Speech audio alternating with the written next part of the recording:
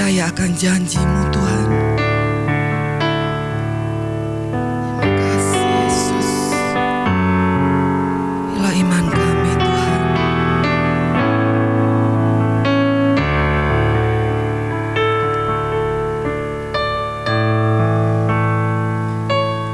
Ku hidup karena percaya, Kau yang berjanji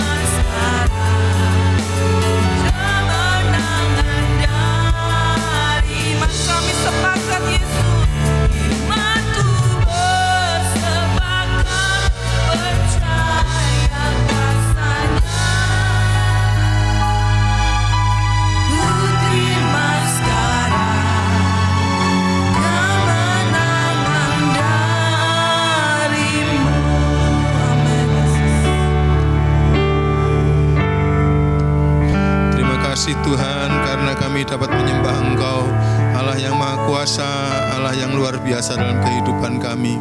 Kiranya Tuhan penyembahan, pujian kami berkenan di hadirat-Mu. Sesuai dengan firman-Mu, kami percaya bahwa Engkau telah bertahta di atas puji-pujian umat-Mu. Dan Engkau yang sudah bertahta, kami mengundang Engkau untuk bersabda kepada kami sekalian. Tuhan, berbicaralah kepada kami karena kami membutuhkan firman-Mu. Sebab segala sesuatu akan lenyap, tapi firman-Mu kekal selama-lamanya. Firman-Mu adalah kebenaran dan tuntunlah kami dalam seluruh kebenaran itu. Pakailah hamba-Mu yang serba biasa ini untuk menyampaikan firman-Mu yang luar biasa, agar supaya kami sekaliannya dapat berkat yang luar biasa dari Tuhan. Dari awal sampai kepada akhir perenungan kami terhadap firman Tuhan, kami mohonkan berkat dari Tuhan. Tuntunan Roh Kudus ada di dalamnya bagi kemuliaan Allah Bapa. Dan di dalam nama Tuhan Yesus Kristus kami siap menerima firman Tuhan. Semua kita yang siap, mari sama-sama katakan amin. Puji Tuhan, silahkan duduk kembali. Shalom, salam sejahtera dalam kasih Tuhan Yesus Kristus. Kita bersyukur kepada Tuhan karena pagi hari ini kita dapat memuji Tuhan. Tuhan bertahta di atas puji-pujian umatnya. Amin. Saudara-saudara yang dikasihi oleh Tuhan, terima kasih kepada Pak Hari yang memberikan kesempatan buat saya dapat menikmati hadirat Tuhan dalam ibadah pagi hari ini, sekaligus akan sharing firman Tuhan buat kita sekalian. Nah, saya mau sampaikan bahwa ada pernyataan di dalam kitab Nabi Hosea, Perjanjian Lama, ya, itu artinya disampaikan kira-kira 750 tahun sebelum Tuhan Yesus, sebelum Masehi, ya. Nabi-nabi pada tahun 750-an itu diantaranya adalah Yesaya, Hosea, Mika, ya, Yoel. Nah, itu salah satunya Nabi Hosea mengatakan bahwa umatku binasa karena tidak mengenal aku. Kadang-kadang kita berpikir bagaimana manusia binasa, tapi ternyata ada kuncinya di sini, kata mengenal. Umatku binasa gara-gara tidak mengenal aku. Wah, sedemikian pentingkah pengenalan itu saja, ya? Tidak mengenal saja kok bisa binasa. Sebenarnya dalam kitab Perjanjian Baru Tuhan Yesus Kristus juga pernah berkata itu, ya, bahwa ternyata hidup kekal itu apa? Mengenal Dia, mengenal Yesus. Jadi pengenalan itu penting, ya, saudara. Dan kemudian ada satu kebenaran yang ada di dalam sejarah bangsa-bangsa yang bunyinya sebagai berikut. Yang kedua, klik. Orang yang menyembah itu pada umumnya akan berubah menjadi serupa dengan yang disembah. Orang yang menyembah itu pada umumnya serupa dengan apa yang disembah. Mungkin lebih khusus lagi saya katakan begini, orang yang menyembah akan menjadi serupa dengan apa yang dikonsepkan oleh dia mengenai yang disembah itu, gitu, ya. Jadi contohnya misalnya bangsa Asyur pada zaman Nabi Hosea itu mereka percaya kepada Allah perang. Asyur itu adalah Allah perang. Maka bangsa Asyur itu kesukaannya perang, menaklukkan bangsa-bangsa. Jadi apa yang dipercayai mengenai Allahnya itu biasanya umatnya itu akan berubah menjadi sesuai dengan yang dikonsepkan tentang Allahnya itu. Apapun Allahnya, kalau Allahnya adalah Allah yang sabar gitu, maka orang itu akan cenderung berubah menjadi Allah yang sabar. Nah, memang itu penting karena Tuhan Yesus Kristus juga pernah memberitahukan firman Tuhan. Kalau diklik kemudian, maka di dalam kitab Injil Lukas pasal 6 ayat 36, Tuhan Yesus mengatakan begini, hendaklah kamu, apa saudara? Murah hati sama seperti Bapamu murah hati. Nah, dari teks firman Tuhan ini kita tahu sekarang ada satu sifat dari Allah kita yang kita sembah dalam diri Tuhan Yesus Kristus, bahwa Dia sifatnya murah hati. Sehingga karena itu kemudian Tuhan Yesus juga mengatakan, karena Allahmu murah hati, maka kamu juga harus murah hati. Bahkan di sini diungkapkan hubungan yang dekat dengan menyatakan Allahmu itu adalah Bapakmu. Jadi kalau Bapakmu itu murah hati, mestinya anaknya pasti murah hati. Bahasa Inggris ada satu pepatah yang mengatakan like father, like son. Ya, orang Indonesia mempunyai pepatah, buah jatuh tidak jauh dari pohonnya. Itu sama dengan like father, like son. Jadi bapaknya seperti apa, begitulah biasanya anaknya itu bersikap atau bertindak tanduk ya. Bukan hanya gayanya, kadang-kadang gayanya bisa diikuti tapi sifat-sifatnya juga demikian. Agak aneh kalau bapaknya orangnya sabar, anaknya pemarah. Mungkin ibunya pemarah.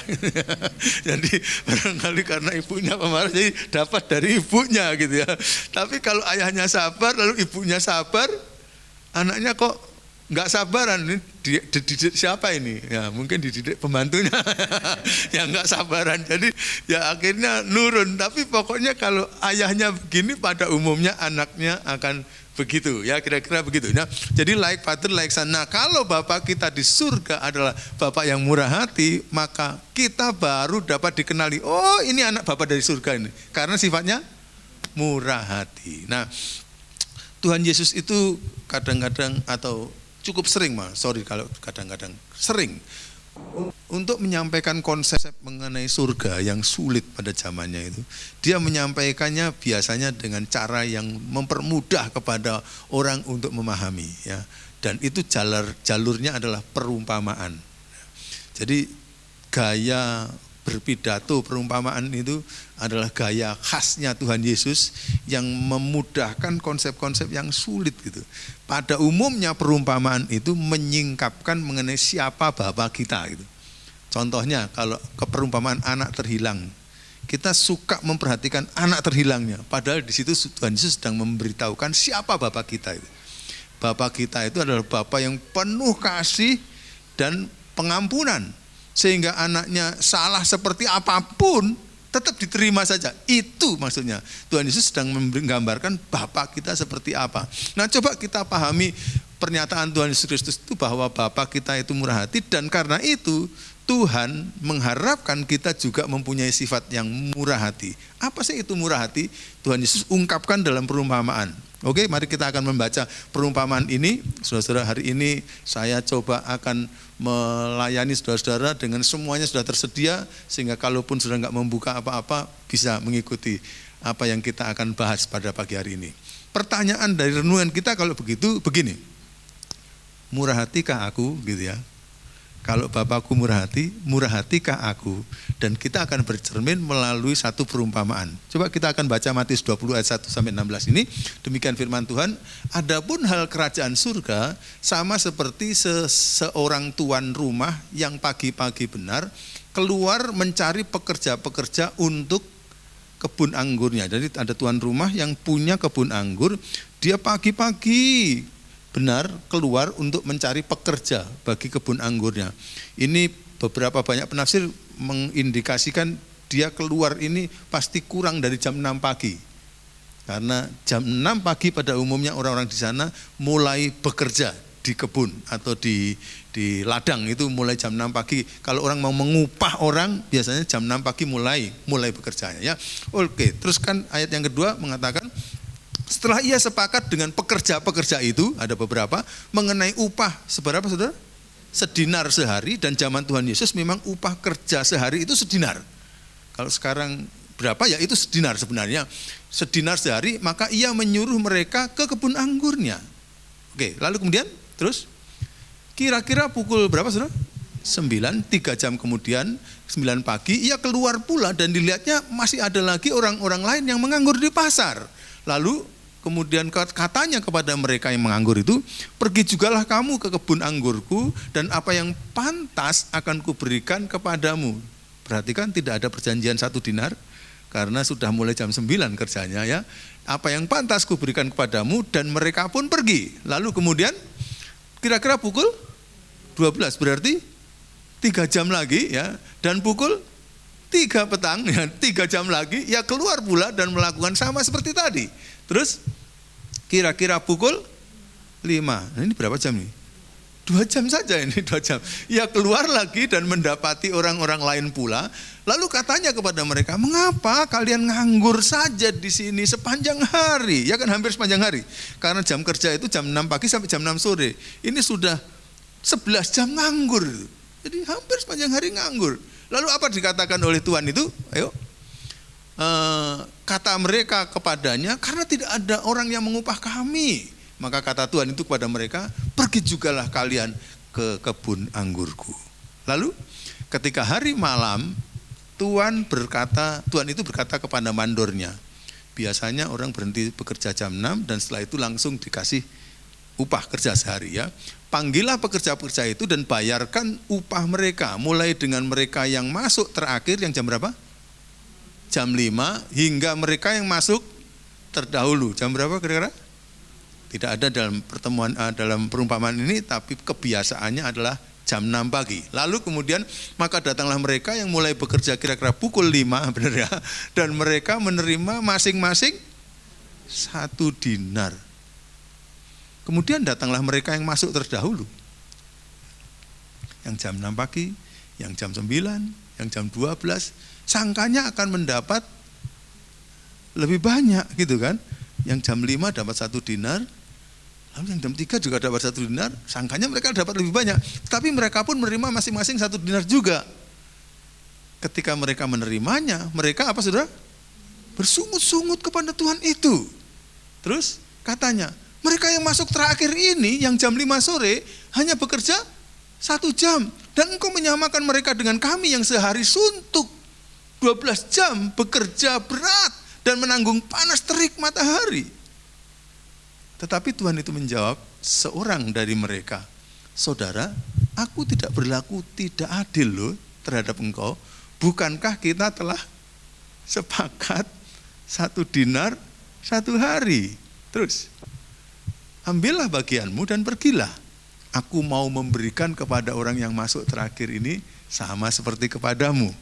Terus, tidakkah aku bebas mempergunakan milikku menurut kehendak hatiku? Atau iri hatikah engkau karena aku murah hati? Demikianlah orang yang terakhir akan menjadi yang terdahulu, dan yang terdahulu akan menjadi yang terakhir. Nah, saudara-saudara, dari firman Tuhan ini kita belajar sesuatu yang Tuhan Yesus tuntun dari lapis ke lapis dibuka supaya kita mengenal Bapa kita, ya. Lalu pertanyaan yang akan muncul kalau begitu, klik. Adilkah Allah jika Dia murah hati? Kan gitu. Yang tadi yang ditanyakan kan gitu. Waduh, nggak adil Allah ini gitu.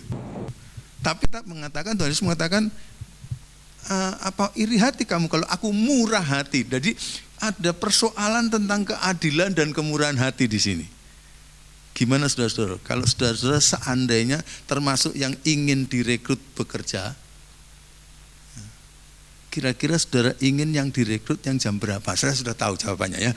Jadi karena itu ini nggak perlu dijawab, nggak perlu ada hadiah untuk bisa jawab. Pasti saya sudah tahu kok saudara ya. Kalau masker saudara dibuka, saudara pasti langsung senyum, saudara tahu itu. Karena semua saudara di hati saudara ada angka 5, ya kan? Ya, ada angka 5 itu besar banget. Jam 5 Pak, enak ya kerja sak jam dibayar 1 hari, dasar ya. Semua ternyata sejak zaman Tuhan Yesus Kristus dulu sampai zaman sekarang nggak berubah. Manusia itu maunya kerjanya sedikit, dapatnya banyak. Nggak ada yang mau kerja banyak, dapatnya sedikit gitu. Nggak ada, itu dasar manusia ya. Ya nggak apa-apa, saya juga begitu kan. Jadi kita ini sama sebenarnya, saudara. Jadi persoalannya, adilkah Allah jika Dia murah hati? Jadi kepada mereka yang bukan bekerja mulai jam 6 tadi kan ada fungsi kemurahan Allah. Ada satu renungan yang pertama saudara, mengenai ini. Klik. Kemurahan hati itu bukan tidak adil, tapi kemurahan hati itu di atas keadilan yang benar. Maksudnya apa Pak? Maksudnya apa? Kalau keadilan itu, apa yang menjadi haknya orang itu harus dipenuhi, itu adalah keadilan. Di sana pada zaman Tuhan Yesus, orang kerja 1 hari itu upahnya adalah 1 dinar. Dan Tuhan Yesus membuat perumpamaan untuk mengilustrasikan kepada Bapa kita itu bahwa Tuhan itu merekrut orang bekerja jam 6 pagi sampai jam 6 sore, itu adalah jatah kerja mereka 1 hari, upah kerja kasar gitu, itu upahnya 1 dinar. Dan Tuhan ini perhatikan bahwa Tuhan ini adil karena dia tidak memberi upah 50 sen atau 75 sen. Paham ya?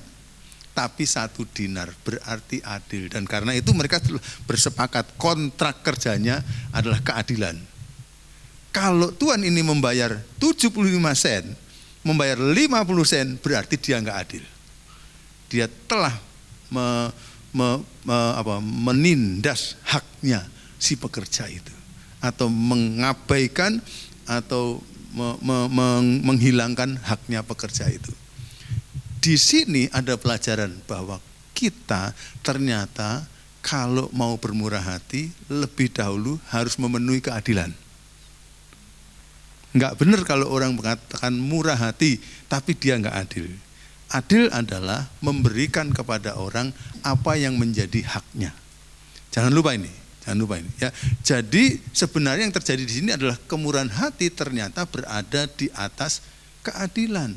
Nah, kepada yang bekerja mulai jam 9, kalau berdasarkan keadilan mestinya kan kurang tuh dapatnya. Tapi dia memberi lebih. Nah, itu namanya kemurahan hati gitu loh. Jadi kalau kita adalah mau menjadi seperti Bapa murah hati, kita pertama-tama harus lulus keadilan dulu. Tapi jangan berhenti sampai keadilan saja. Karena Bapa kita tidak hanya sekedar adil, tapi juga murah hati. Itu yang penting sekarang. Ya, mari kita lihat renungan yang kedua. Kita tidak berhak menuntut kemurahan hati Allah. Betul? Atau tidak hanya Allah, tapi kemurahan hati orang lain juga kita tidak berhak tuntut. Yang kita hak tuntut adalah keadilan. Susah enggak? Gampang kan? Kalau saudara bekerja pada orang, bersepakat digaji 1 dinar sehari, lalu saudara dibayarnya cuma 90 sen, sudah di situ kita tuntut. Karena dia tidak adil. Tapi kalau dia dan kita bersepakat 1 dinar, lalu dia tidak memberi 1 dinar lebih dari 1 sen, yang 1 sen itu nggak boleh kita tuntut karena keadilan yang bisa kita tuntut. Kemurahan hati adalah haknya orang itu. Betulkah? Karena itu kalau ada orang yang bermurah hati kepada siapapun nggak boleh kita nuntut. Karena kemurahan hati adalah haknya orang itu. Tapi kalau keadilan adalah hak kita, bisa kita tuntut.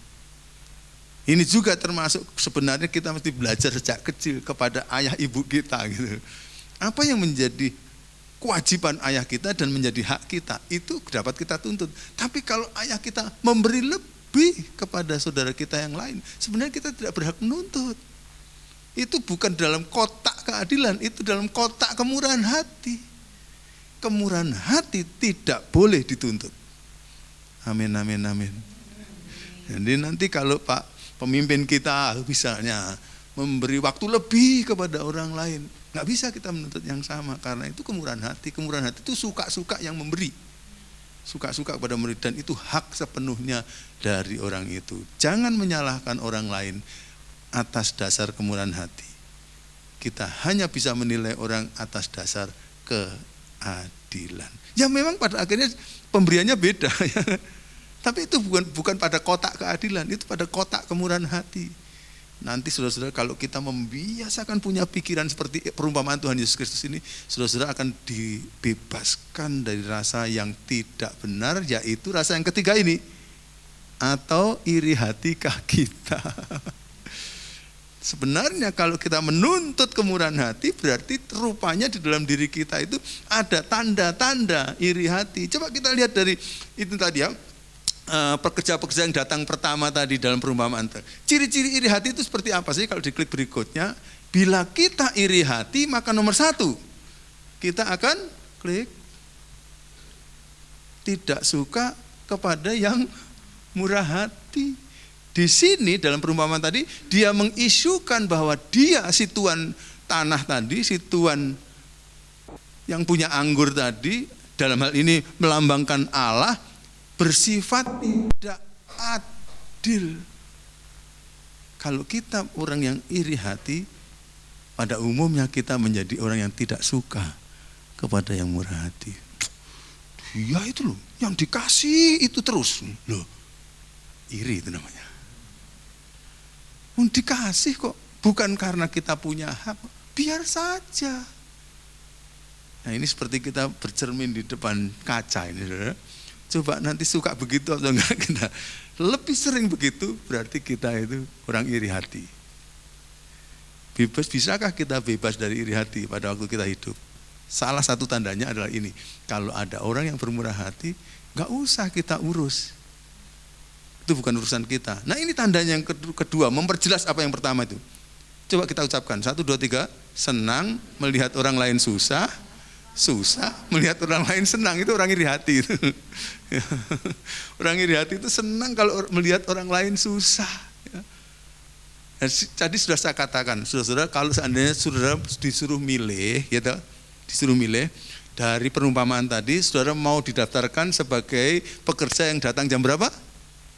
Jam 5. Karena apa? Kerjanya sedikit, dapatnya banyak. Seneng atau enggak seneng? Nah, seneng kan? Seneng kan? Nah, tapi orang yang iri hati, waktu dia seneng, kita susah gitu.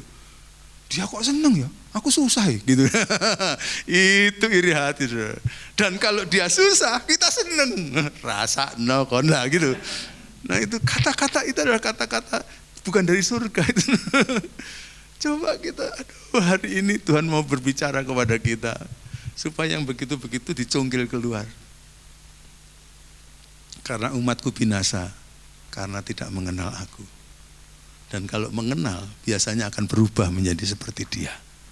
Jadi moga-moga kita akan bebas dari rasa ini. Mulai hari ini silahkan taruh termometer dan termostat dalam diri kita.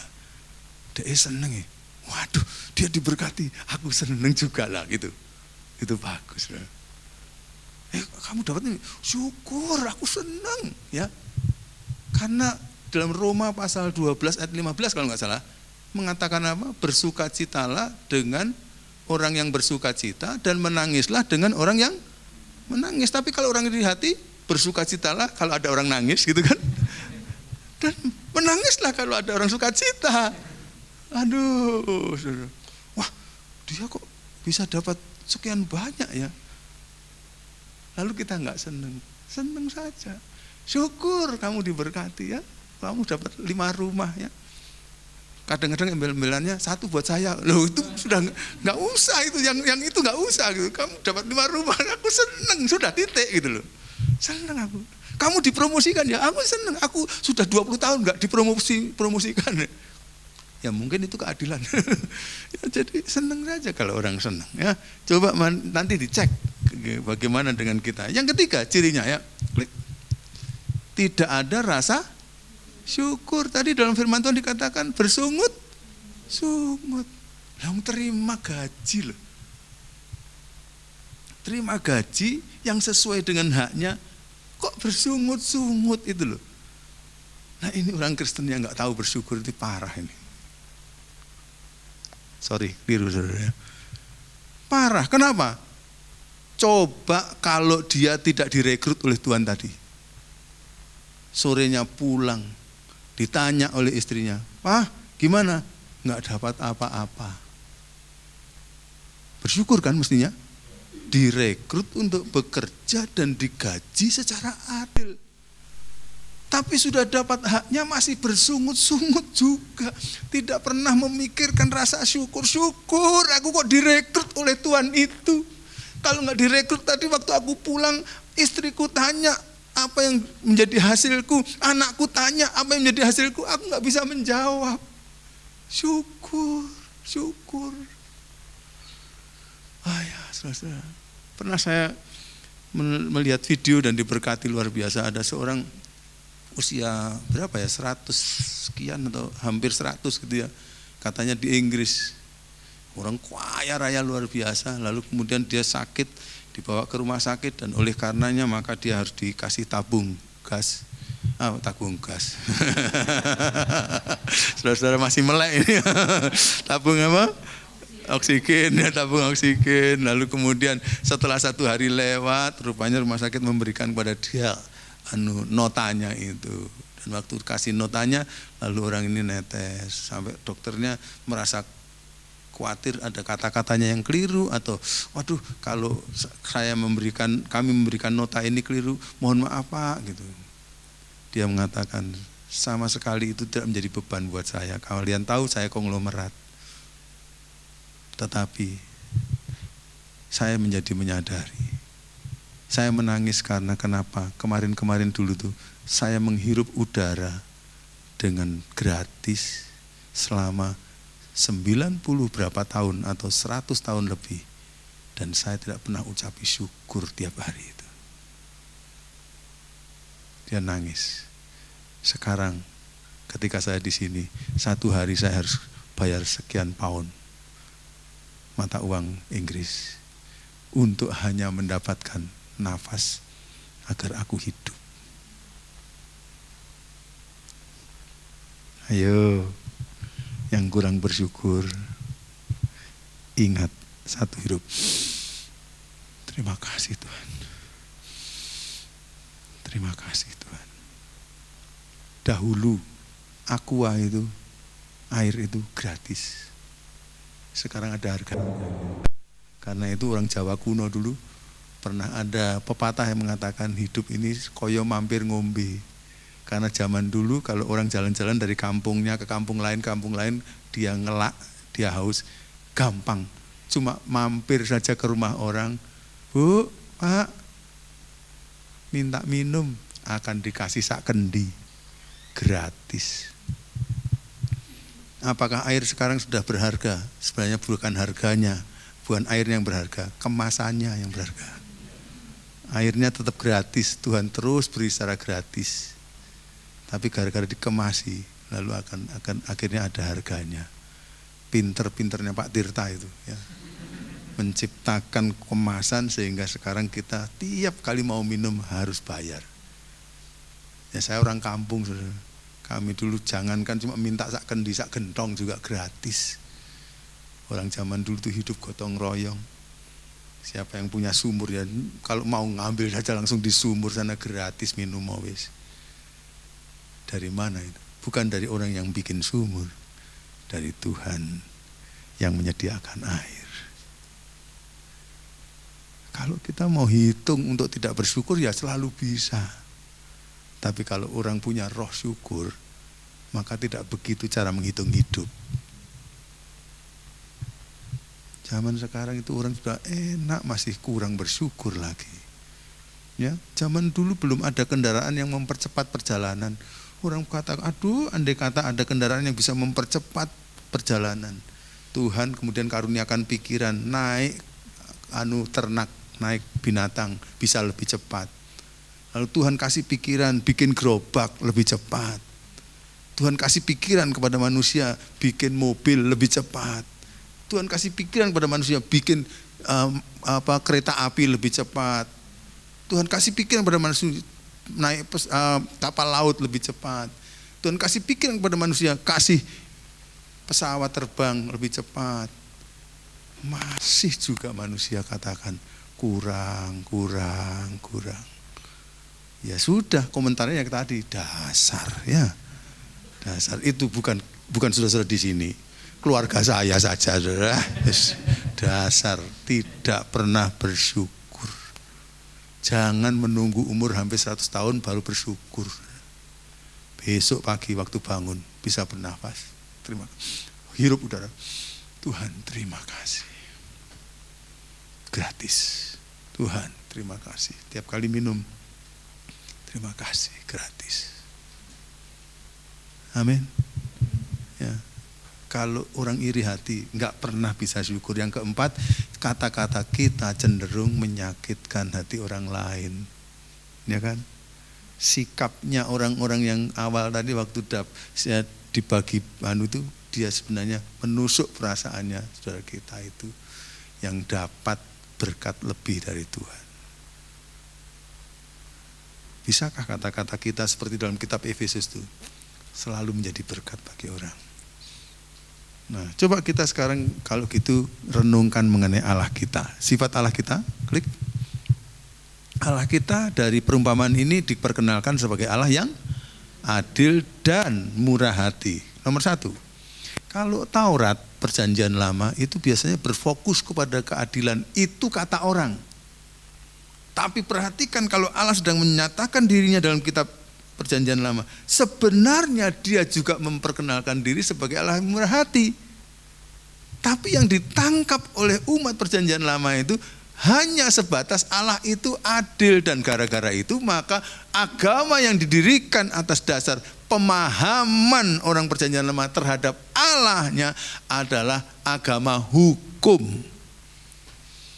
Kalau kita membangun hubungan dengan Allah hanya sebatas hukum saja, itu adalah level datar. Baru di Perjanjian Baru kemudian umat Allah oleh karena pertolongan Tuhan Yesus dapat mengenal bahwa ternyata kasih karunia Perjanjian Baru berfokus pada keadilan plus kemurahan hati. Penekanan kepada keselamatan yang cuma-cuma luar biasa dalam Perjanjian Baru. Tidak sama sekali oleh karena jasa sedikit pun dari kita mendapatkan surga. Itu semata-mata adalah kasih karunia Allah. Itu adalah pemberian cuma-cuma dari Allah. Hanya oleh karena kasih karunia-Nya, pemberiannya yang tidak layak kita terima karena kita melawan Dia, kita diselamatkan. Itu adalah kasih karunia. Berarti di atas keadilan ada kemurahan hati. Pak, masa kalau Allah kasih karunia itu adalah Allah yang adil? Adil karena Dia akhirnya harus nebus dosa kita. Ketika Yesus mati di kayu salib itu keadilannya dipuaskan. Karena namanya berdosa harus dihukum. Cuma hukumannya tidak dijatuhkan kita, gantinya dijatuhkan pada Yesus. Itu adil, Allah adil, puas. Tapi oleh karena itu kemudian kemurahan hatinya merangkul kita dan mengatakan, karena kamu sudah saya bebaskan, maka terimalah keselamatan, kemurahan hati di atas keadilan. Sekarang kamu menikmati berkat-berkatnya tok tanpa berusaha apa-apa. Kalau orang Kristen belum paham dengan doktrin ini, hidupnya sengsara terus. Selalu berpikir hukum terus. Nah, kalau Allah menuntut kita atau membiarkan kita ketika kita menantang Dia, ayo kita berhadapan dengan Engkau atas dasar keadilan saja, habis kita ini. Habis.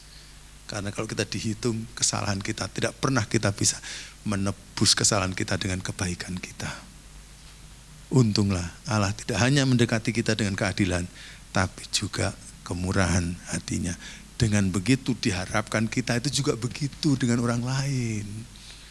Jangan hanya mendekati orang lain atas dasar keadilan. Itu cuma prestasi rata-rata. Itu prestasi negara hukum. Tapi dekati dengan kasih, yang di dalam kasih ada kemurahan hati. Kemurahan hati itu lebih dari sekedar adil saja. Kalau ibu kita, kalau bapak kita menghadapi kita hanya dengan keadilan, berarti sampai sepanjang umur hidup kita harus bayar kerugian mereka.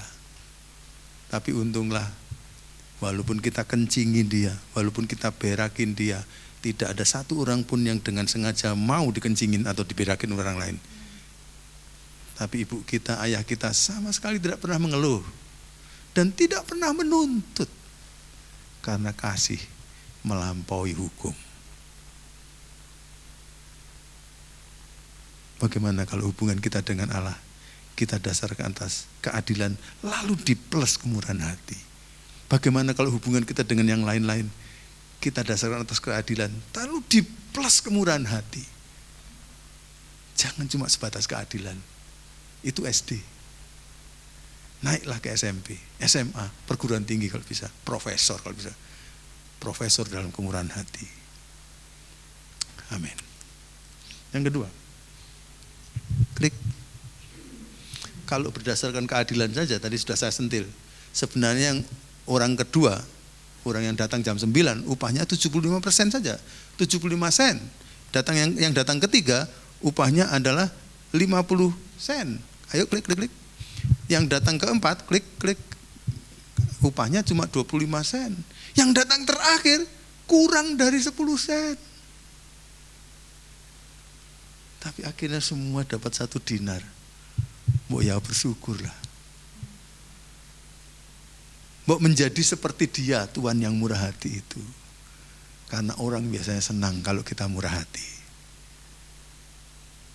senang dengan orang yang senang, dan susah dengan orang yang susah. Berikutnya ada teman saya misionari yang memberikan pengamatan ini. Andai kata tadi disebutkan kebun, ini kebun apa? Dia katakan begini, andai, dan itu kerja apa nggak disebutkan. Andai kata kerjanya itu pas manen anggur, dia katakan begini. Kebunnya disebutkan kebun anggur ya, tapi kerjanya kerja apa nggak disebutkan ya. Andai kata kerjanya itu pas panen anggur, itu sebenarnya perumpamaan sedang menunjukkan apa? Menunjukkan bahwa Allah amat sangat mengasihi dan berbelas kasihan pada buah anggurnya. Pada waktu dia lihat yang direkrut jam 6, waduh, ini buahnya sudah matang-matang, siap untuk dituai. Kalau cuma pekerjaannya jumlah sekian, kerjanya secepat ini nggak selesai nih. Sampai direkrut lagi yang 9, jam 9. Jam 9 direkrut, kok masih belum selesai kayaknya. Jam 12 terus, jam 3, jam 5, jam 3 sudah. Waduh, belum selesai. Sampai tinggal kerja sak jam juga masih direkrut. Karena dia tidak mau dengar ini. Satu buah anggur pun yang matang jatuh, lalu diinjak-injak. Teman saya misionari ke dunia muslim di dunia, dan dia mengatakan tiap kali saya lihat perumpamaan ini, saya selalu diingatkan hati Bapa. Sampai orang-orang yang kadang-kadang tidak terlalu pintar direkrut untuk menjangkau mereka yang masih terhilang, karena Bapa tidak pernah mau ada satu pun yang terhilang. Apakah kita mengerti hati Bapa? Kalau gereja di kampung saya tidak punya hati Bapa, keluarga saya sampai sekarang menjadi keluarga besar yang bukan anak Tuhan. Tapi saya bersyukur sekali dengan gereja di kampung saya yang mengerti hati Bapa, dan mereka mendatangi keluarga kami dan bersaksi karena kami sedang menuju ke tempat kehancuran, akan diinjak-injak dalam penghukuman kekal. Tuhan itu hanya waktu 1 jam pun tidak apa-apa, tak bayar. Tak rekrut karena kasihan anggur-anggur itu kalau jatuh, sampai jam 5 sore pun masih cari pekerja. Kadang-kadang hati kita nggak pernah tersentuh sama sekali dengan yang begini-begini, dan kita katakan ya sudah, nggak percaya Tuhan, yang masuk neraka kamu nanti. Bisa nggak punya hati Bapa yang kalau anggur itu jatuh dia nggak tega, karena sudah dibesarkan dari kecil sampai sebesar itu, sampai matang. Tapi kalau nggak dituai, dia akan masuk neraka. Mbok kasihan toh, jangkau mereka yang masih belum selamat. Saya bersyukur karena kami selalu memohon kepada Tuhan, Tuhan tolong pertemukan kami dengan orang yang belum selamat. Untuk cerita singkat saja ya. Akhirnya jemaat juga kami minta supaya selalu mendengar apa keluhan orang, apa yang bisa. Akhirnya jemaat kami, salah satu jemaat kami ketemu dengan seorang yang kena penyakit kanker, yang belum percaya Tuhan sama sekali. Dia menyewa tanahnya orang itu untuk dirikan rumah, dan orang yang punya tanah itu sakit kanker dan tidak punya pengharapan. Karena dia rasa nggak sanggup, levelnya ini nggak sanggup, lalu akhirnya dia nelpon Bu Esther, maukah melayani ibu nyonya tanah kami ini? Dan Bu Esther setiap jam 9 pagi, sudah berjalan berapa minggu ini, setiap jam 9 pagi nelpon ibu itu dan berdoa pada Tuhan, karena satu jiwa sangat berharga.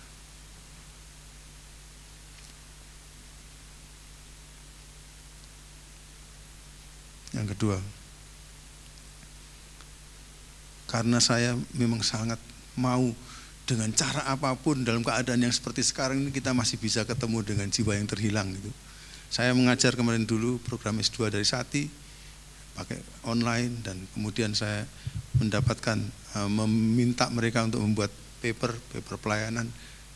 Saya mendorong mereka membuat paper misi, dan ada satu yang mengatakan, Pak, bagaimana menginjili melalui online gitu.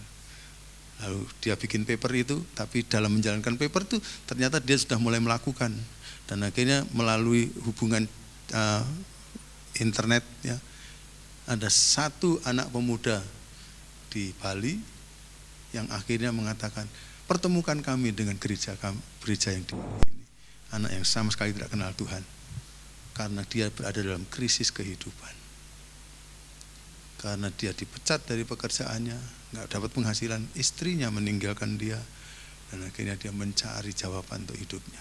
Sekarang sedang dibina oleh salah satu asisten kami. Selalu saja kalau kita minta kepada Tuhan, nanti Tuhan akan kasih siapa itu yang perlu kita bimbing. Dan kemarin saya meminta itu lulusan Sati yang sebenarnya adalah anak buah kami di pelayanan One Hope dulu bersama Wester.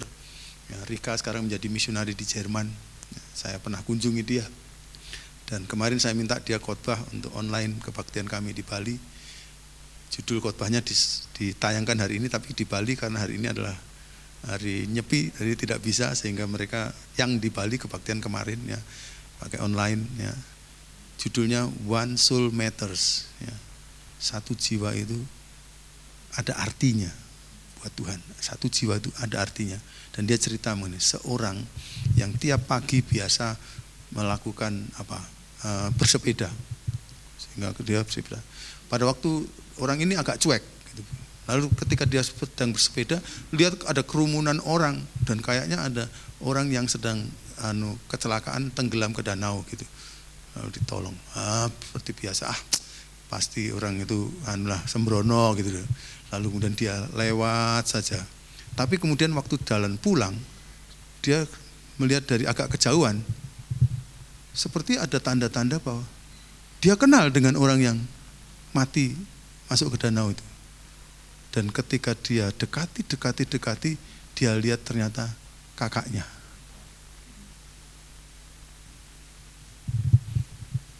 Langsung dia lari dan dia rangkul. Dan pendeta Rika mengatakan, beda sikap di antara yang pertama dengan yang kedua. Waktu dia pergi dengan waktu dia pulang. Kenapa? Karena dia tahu bahwa ini adalah saudaranya. Waktu pergi tadi, dia lihat kalau orang lain biar-biar saja. Dan Tuhan sebenarnya menjadikan kita segambar dan serupa dia. Artinya kita dengan manusia seluruh dunia ini bersaudara. Apakah kita tega kalau saudara kandung kita mati selama-lamanya?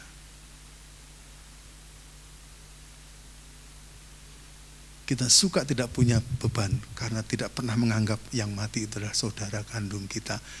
Mereka juga diciptakan serupa dan segambar dengan Allah. Berarti saudara kandung, kita semua segambar dan serupa.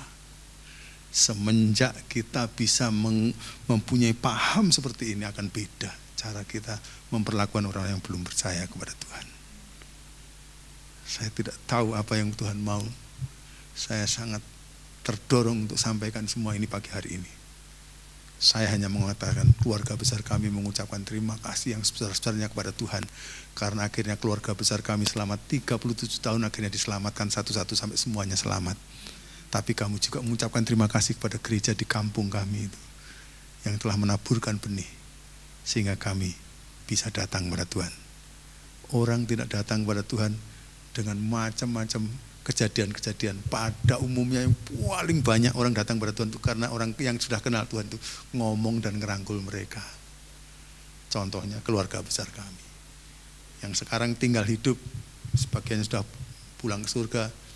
Saya katakan syukur, saya sekarang bisa mengatakan anggota keluarga besar kami pulang ke surga karena sudah percaya kepada Tuhan. Yang tinggal hidup kira-kira 110 atau 105. Semuanya atau mayoritas anak-anak Tuhan. Itu gara-gara gereja di kampung kami mempunyai sifat murah hati seperti Bapak yang di sini ini. Dan yang terakhir, ayat yang terakhir tadi mengatakan yang terdahulu akan yang terkemudian, dan terkemudian menjadi yang terdahulu. Apa itu sebenarnya? Yang terdahulu adalah umat Tuhan perjanjian lama, bangsa Yahudi. Akhirnya menjadi yang terkemudian. Karena apa? Mereka tidak memahami Bapa itu adalah Bapa yang adil plus murah hati. Yang mereka kenal Allah itu hanya Allah yang adil tok. Karena itu mereka mau membangun kebenarannya di atas kebenaran hukum terus. Dan mustahil orang memperkenan Allah melalui hukum. Akhirnya mereka menjadi yang terkemudian dalam keselamatan. Kita itu enak sekali, saudara. Umat perjanjian baru ini. Sebenarnya kita terbelakang. Tapi untung karena kita paham bahwa Dia adalah adil dan murah hati, maka kita menjadi yang terdepan. Jadi anak-anak yang utama dari kerajaan surga. Bersyukurlah kalau hatimu adil dan murah hati. Tapi kalau hatimu tidak ada kemurahan hati, jangan-jangan saudara adalah orang yang di belakang.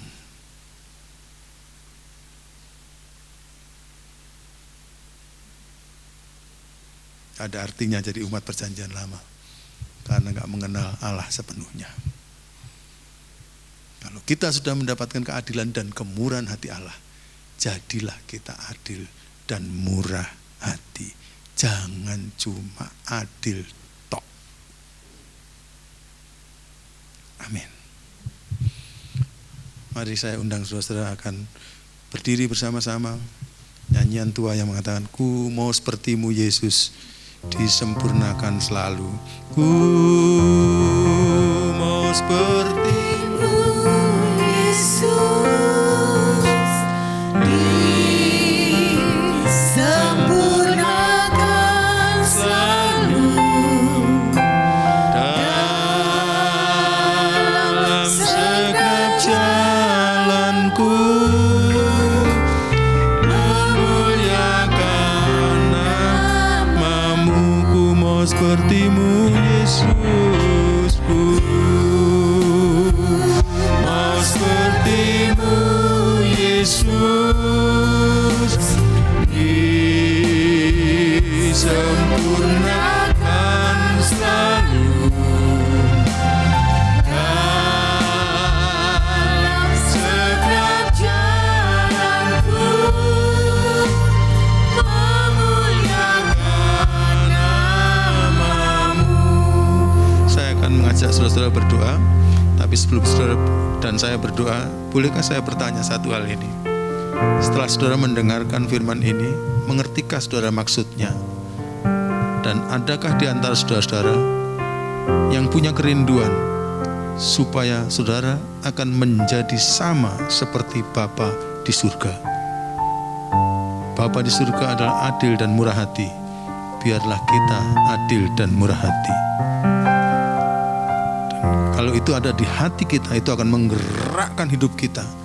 Sampai kita sendiri akan heran kenapa kita akan berbuat seperti itu. Berapa banyak di antara kita yang memahami firman ini sehingga akhirnya mengatakan dalam hati, Tuhan, saya ingin menjadi seperti Engkau. Dan berapa banyak pun di antara kita yang mau mengungkapkan ungkapan seperti itu, saya undang untuk menyanyi lagu ini sekali lagi sambil mengangkat kedua belah tangan kita ke atas kepada Tuhan. Amin. Ku mau sepertimu Yesus, disempurnakan selalu dalam segenap jalanku, memuliakan namamu. Ini yang terakhir kita nyanyikan bersama-sama dalam ibadah ini. Ku sepertimu Yesus, disempurnakan selalu dalam segenap jalanku, memuliakan namamu, memuliakan namamu, memuliakan namamu, memuliakan namamu, memuliakan namamu. Kita bertepuk tangan untuk kemuliaan nama Tuhan. Kami bersyukur kepadamu untuk firman-Mu Tuhan. Hamba-Mu berdoa karena kami semua mengangkat tangan di hadapan-Mu. Jadikanlah kami persis seperti Engkau, sehingga dunia ini akan diberkati oleh kehidupan kami. Dalam masa yang seperti ini pun Engkau dapat pakai kami untuk menjadi berkat bagi dunia kami. Ibaratnya Tuhan, hari-hari ini sedang terjadi hujan angin yang luar biasa. Tapi kami bersyukur walaupun kami juga kena angin, tapi kami di dalam rumah. Kasihan mereka yang masih belum ada di dalam rumah, masih di jalan-jalan, belum kenal kepadamu, belum menjadi anak-anakmu. Mereka kena hujan, kena angin, habis-habisan. Tuhan tolonglah supaya kami ingat pada mereka. Dan kami terulur kepada mereka untuk menolong, supaya mereka dapat kami bawa masuk ke dalam rumah Bapa kami. Dalam tangan-Mu kami serahkan hidup kami, berkatilah jemaat kami yang di sini Tuhan, untuk kemuliaan-Mu. Dalam nama Tuhan Yesus kami serahkan hidup kami. Mari kita sama-sama katakan amin. Silakan duduk kembali dan saya serahkan.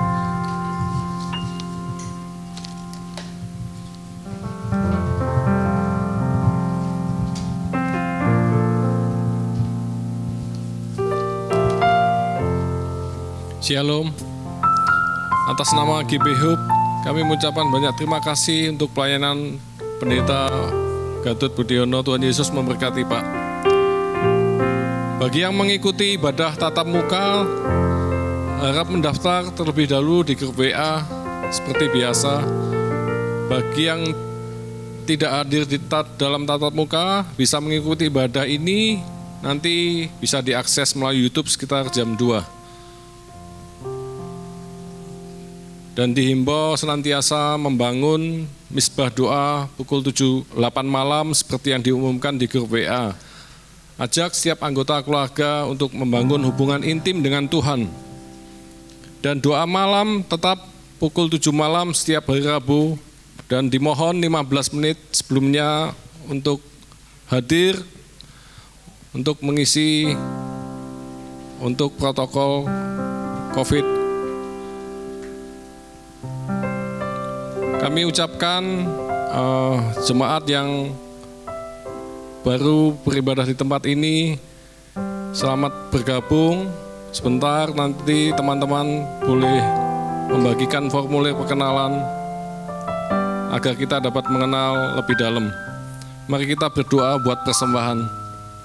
Bapa di dalam surga, terima kasih Tuhan buat berkat yang masih Kau percayakan pada setiap kami. Ajar kami memberi dengan hati yang dipenuhi sukacita. Biarlah semuanya ini hanya untuk kemuliaan nama-Mu. Amin.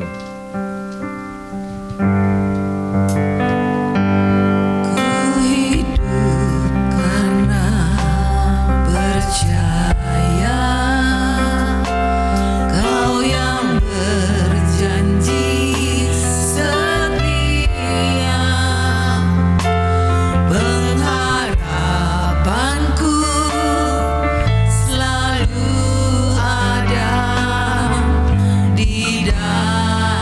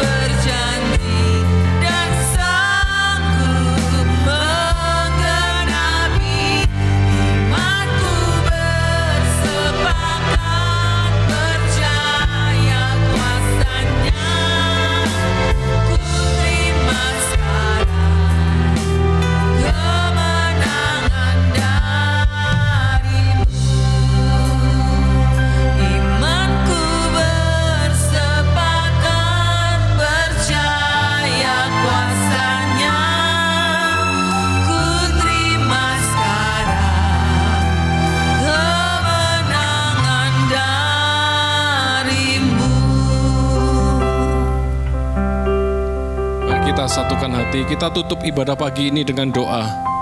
Bapa di dalam surga, terima kasih buat waktu, kesempatan, kesehatan yang masih Engkau beri pada setiap kami. Hingga pagi ini kami boleh berhimpun di tempat ini, memuji, menyembah-Mu, bersekutu. Terima kasih Tuhan, terlebih-lebih atas berkat firman-Mu pagi ini yang boleh kami terima dan boleh kami dengar. Dan kami siap mengaplikasikan dalam kehidupan kami oleh karena kekuatan dan daripada Roh Kudus yang menuntun setiap kehidupan kami berjalan di atas kehendak-Mu. Terima kasih Tuhan Yesus, beri kemampuan Tuhan, karena Engkau Allah yang berkeadilan, Allah yang murah hati. Jadikan kami anak-anak-Mu Tuhan, punya karakter-karakter ilahi seperti Engkau Tuhan. Jadikan kami penuai-penuai-Mu di akhir zaman, menuai dengan kasih daripada Tuhan. Makasih Tuhan Yesus. Kami bersyukur punya Allah seperti Engkau. Kami berdoa untuk Bapak Gatot Budiono. Tuhan pakai beliau, pakai hidupnya, pakai pelayanannya. Berkati dalam setiap langkahnya Tuhan Yesus. Makasih Tuhan Yesus, hati hamba, hati Tuhan ada di dalam hidupnya. Jadi saluran berkat, doa dan kasih bagi semua orang. Berkati istri serta anak-anak beliau. Kami minta berkat yang sama buat gembala kami Pak Hari Tuhan. Hati hamba, hati Bapa melekat di dalam hidupnya dan hatinya. Memimpin setiap kami, umat-Mu di tempat ini. Menjadi pribadi-pribadi yang Kau mau Tuhan Yesus. Makasih Tuhan Yesus. Berkati juga istri serta anak-anaknya Tuhan. Berkat yang sama boleh kami terima Tuhan. Atas umat-Mu GBU di tempat ini, seluruh pengerja-Mu Tuhan Yesus. Jadikan kami Tuhan alat bagi kemuliaan-Mu di akhir zaman ini ya Tuhan. Berjalan bersama-Mu. Makasih Tuhan Yesus, kami minta kasih karunia-Mu Engkau curahkan berlimpah-limpah, agar setiap kami boleh menggenapi janji-janji-Mu, hidup di dalam firman-Mu. Hidup kami boleh berarti, menyenangkan hati-Mu dan berbuah-buah lebat hanya bagi kemuliaan nama-Mu. Kami berdoa untuk Indonesia Tuhan, jamah hati bangsa kami, nyatakan kehendak-Mu, kemuliaan-Mu atas Indonesia. Hujan pertobatan, keselamatan terjadi atas Indonesia.